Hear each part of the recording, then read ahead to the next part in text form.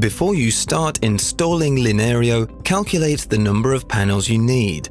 The simple calculator available at VOX PL will help. Just enter the width of the wall to get an idea how many panels you need. Please note that the panels are 265 centimeters long and have no joining system on the shorter side. When calculating on your own, you should consider the net dimension, which is 11.5 centimeters. If you decide to install with finishing trims, you will need to add their width to the width of the wall and include them in the calculation.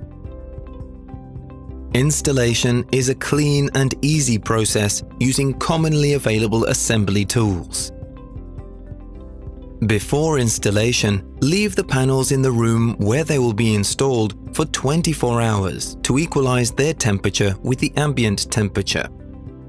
After unpacking, it is important to check each panel for quality and read the installation instructions.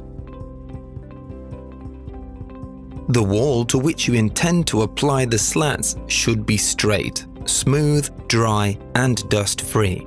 Clean the wall and check its level before installation. The outer housings of sockets and contacts should be dismantled and holes for lighting drilled out. Linerio panels can be installed vertically, horizontally, or diagonally. This makes it easy to match the visual effect of your interior.